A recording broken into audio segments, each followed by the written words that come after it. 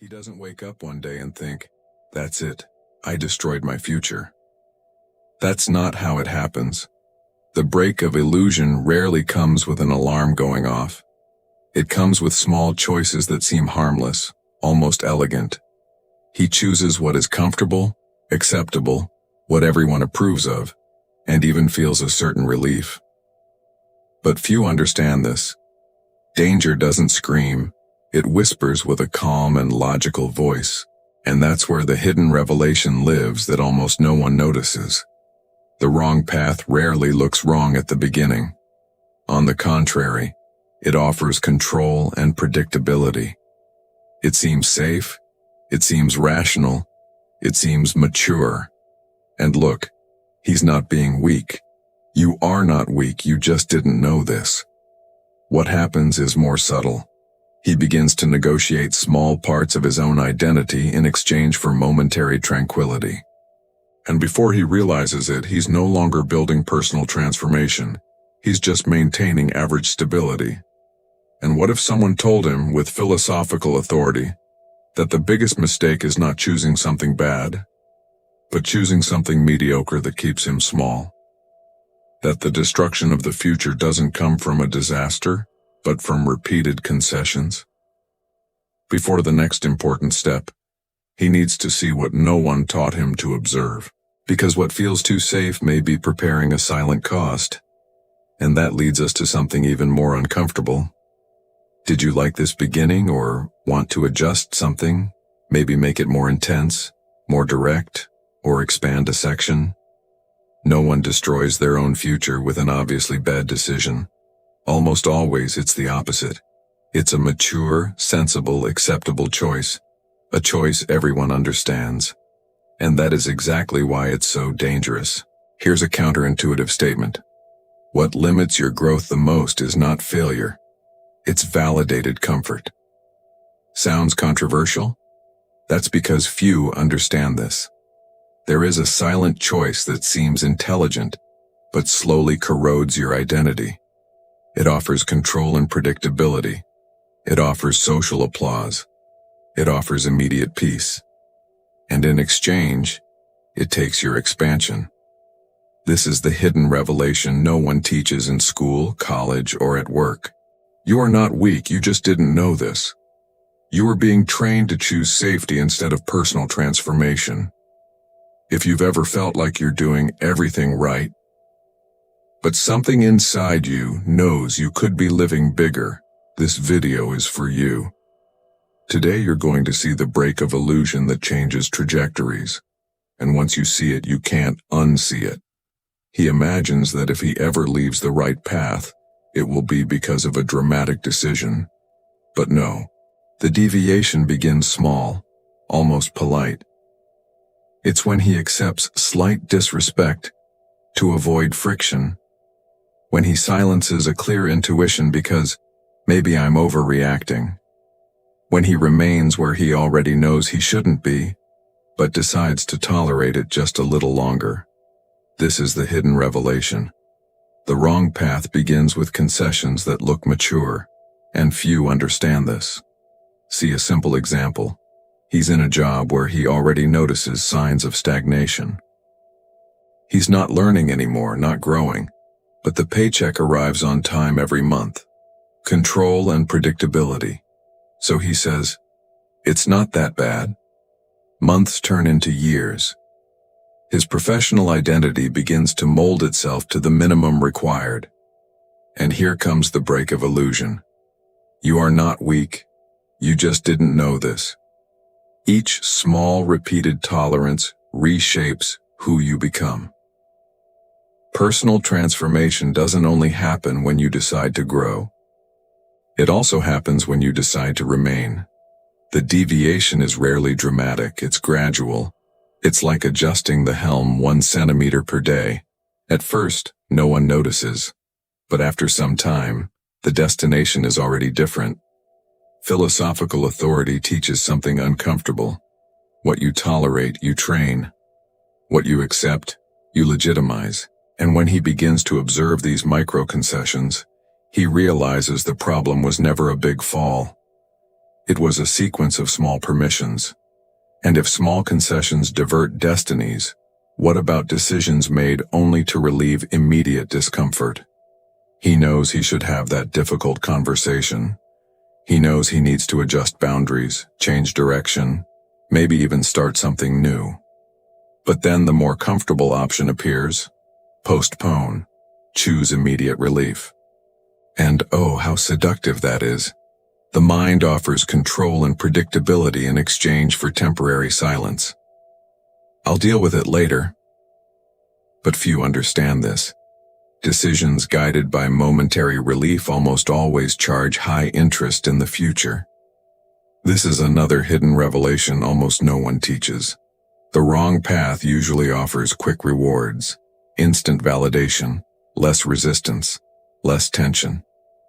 He chooses to please instead of confront, to remain instead of risk, to accept instead of redefine standards. And in that moment it feels like maturity. But here comes the break of illusion. You are not weak. You just didn't know this. The brain prefers safety over expansion. Personal transformation requires crossing conscious discomfort. If he wants to grow, he must learn to distinguish strategic peace from emotional escape. A practical example? If he wants to change careers, he can start by studying 30 minutes a day something strategic. Finance, technology, communication. He can read Think and Grow Rich by Napoleon Hill to develop a decision mindset, or The Courage to Be Imperfect by Brené Brown to understand vulnerability with strength. Small actions build philosophical authority over his own life. Because when he trades relief for long-term vision, something begins to change. And sometimes what looks like loyalty is just fear in disguise. He learned early that loyalty is a virtue, that staying is a sign of character, that enduring is proof of strength. And in a way, that's true. But here comes a hidden revelation few understand. Remaining where there is no reciprocity is not loyalty. It is strategic negligence. Yet that is not obvious. On the contrary, it looks noble. And precisely because it looks noble, it becomes dangerous. The break of illusion begins when he realizes he was defending situations that were no longer defending him. See how this happens in practice. He continues investing energy in friendships that don't reciprocate, in relationships where he always yields, in environments where his voice is ignored. He tells himself, I'm loyal. But deep down he feels constant exhaustion. And here comes something essential. You are not weak, you just didn't know this. Often, attachment to the idea of loyalty offers control and predictability, because leaving would require facing the unknown. Personal transformation begins when he understands that not every departure is betrayal. Sometimes it is maturity. Philosophical authority teaches that healthy loyalty has reciprocity. If he chooses to stay, let it be by conscious choice, not fear of seeming ungrateful or unstable. A simple exercise. List relationships and environments and ask, does this strengthen me or weaken me?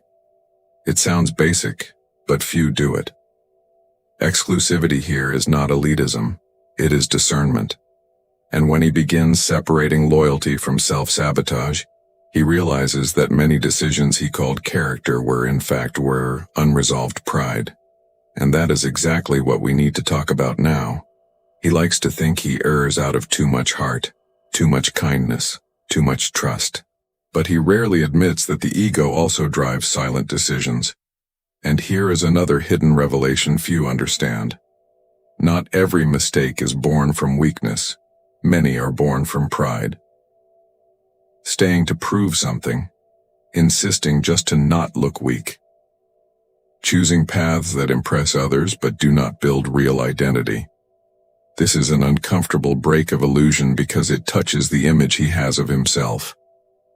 See how this happens. He stays in an argument just to have the last word, maintains a project that no longer makes sense just to show consistency. chooses a career that generates status but not expansion. It looks like strength. It looks like firmness. It looks like authority. But few understand this. The ego loves decisions that look strong on the outside and fragile on the inside. And when he begins to observe this honestly, he realizes something liberating. You are not weak. You just didn't know this. You were defending an image, not a purpose. Philosophical authority requires strategic humility. He can ask himself, am I doing this to evolve or to prove? This simple question changes destinies. Personal transformation happens when he trades external validation for internal alignment. Because the ego offers control and predictability, maintaining the image is comfortable. But real growth requires calculated vulnerability. And when he begins to see this dynamic, he realizes that not everything applauded by society is not society's applause. Sometimes it is just the next trap disguised as approval. 5. The trap of social approval. He breathes a sigh of relief when everyone agrees. Family approves, friends validate, colleagues praise. It seems like a sign he's on the right path, doesn't it? But here comes a hidden revelation few understand. The wrong path is often the most applauded. Because it is predictable, safe, socially acceptable. And look, this is a delicate break of illusion. What is accepted is not always strategic. Sometimes it is just comfortable for the group, not for his destiny. In practice, this happens when he chooses the stable career everyone suggests, even knowing he has a calling for something different, or when he avoids entrepreneurship because no one close to him has done it. Approval offers control and predictability. No one questions, no one criticizes. But personal transformation rarely comes from collective applause. It comes from silent and often solitary decisions. And it's worth repeating. You are not weak. You just didn't know this. You were confusing social acceptance with internal alignment. Philosophical authority teaches something uncomfortable. Crowds validate safety, not necessarily growth. A practical exercise? Before accepting advice, ask, does this person live the kind of life I want to build? If not, maybe the advice aligns with their reality, not yours. Exclusivity here is not arrogance. It is strategic discernment. And when he begins to realize this, he notices something even more subtle. Sometimes he is growing, but in the wrong place. He looks at his life and sees progress. More money, more contacts, more responsibilities. Everything looks like advancement. But here comes a hidden revelation few understand. Not all growth is evolution. Sometimes he is climbing a ladder, leaning against the wrong wall. And this is a powerful break of illusion, because the wrong growth is dangerous precisely because it looks like victory. It delivers status but steals identity. See how this manifests. He accepts a promotion that doubles his salary, but eliminates his freedom, expands his network but distances himself from values he once considered non-negotiable, learns to play the corporate game but begins losing authenticity. Control and predictability increase, the routine becomes structured, the results are clear, but inside, something starts to tighten. And here comes that liberating truth. You are not weak, you just didn't know this. Growing in the wrong environment shapes an efficient version, yet distant from who he could become. Philosophical authority does not measure success only by numbers but by alignment. Personal transformation happens when he asks, is this expanding my essence or just my resume? A practical example. Before accepting a new responsibility, list financial gains but also losses of time, freedom, and purpose. Exclusivity here lies in noticing what almost no one notices. Growth without direction is just movement. And when he begins to question this, he realizes that often the problem is not the advancement. It is the decision he has been avoiding for too long. He likes to think he is still evaluating, that he is analyzing the scenario better, that he will decide when he has more clarity. But here is a hidden revelation few understand. Not deciding is already a decision, and often it is the most dangerous one. The break of illusion begins when he realizes time is not neutral. It shapes destinies.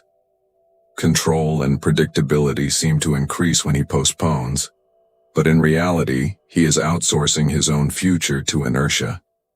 Postponed conversations, boundaries not established, changes delayed. He knows he needs to adjust something, a relationship, a business, a routine. But he prefers to wait for the ideal moment. And here is the point. The ideal moment rarely arrives ready-made. Personal transformation requires imperfect action. You are not weak, you just didn't know this. You were waiting for total security before acting. But philosophical authority teaches that clarity often comes from movement, not from waiting. A simple and powerful exercise. Write down the decision he has been avoiding for months. Then list the invisible cost of continuing to delay. Loss of energy, respect, opportunity. When he puts it on paper, he realizes the price of omission is already being paid. Exclusivity here is not knowing something secret. It is having the courage to face what has always been visible. And when he begins to act on it, he realizes that maybe the problem is not only within him, but also in the environment around him. 8. The environment shapes your destiny more than your willpower. He believes willpower solves everything, that discipline overcomes any context, and yes, discipline matters. But here is a hidden revelation few understand. Environment shapes behavior silently and constantly. It's not only about who he is, it's about where he is. The break of illusion begins when he realizes that trying to grow in a mediocre environment requires double the energy. And even then, the result is rarely proportional. Imagine someone who wants to develop an entrepreneurial mindset, but is surrounded daily by people who ridicule risk. Or someone who wants to evolve emotionally but is constantly immersed in conflict and negativity. Control and predictability exist there. He knows how people react. He knows how the system works. But personal transformation requires intelligent friction, not structural accommodation. You are not weak, you just didn't know this. You are trying to win a game whose rules were invisible. Philosophical authority teaches something strategic. Choose environments that automatically pull you upward.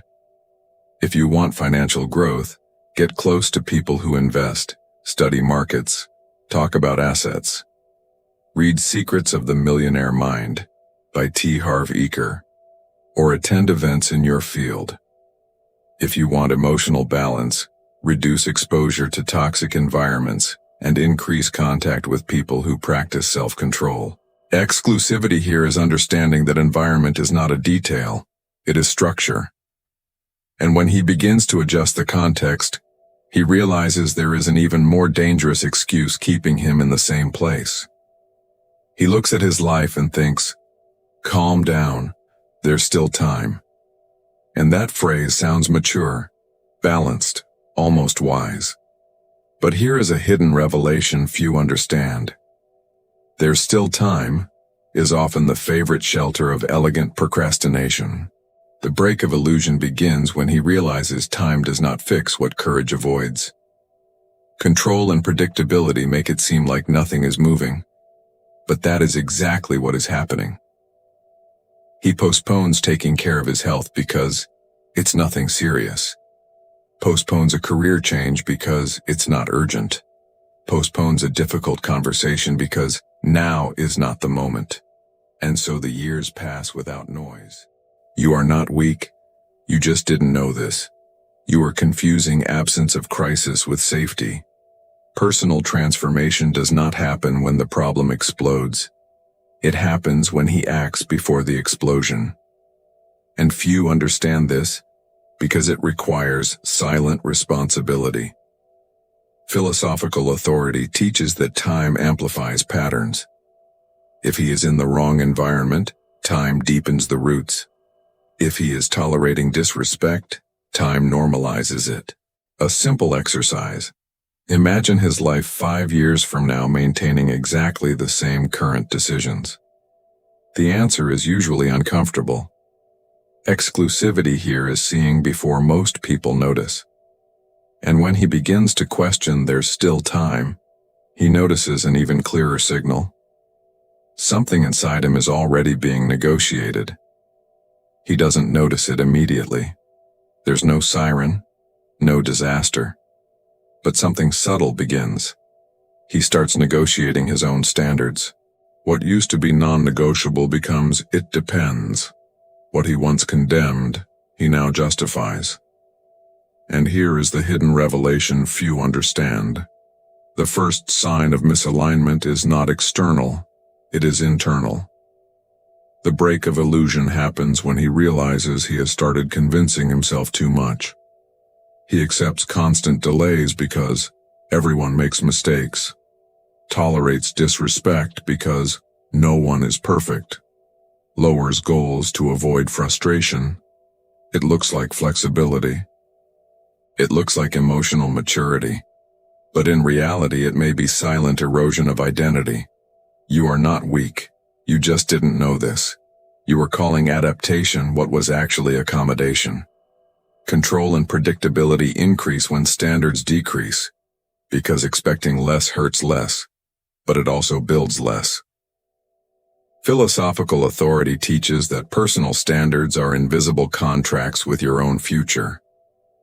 Personal transformation begins when he decides to stop negotiating what defines him. A direct exercise.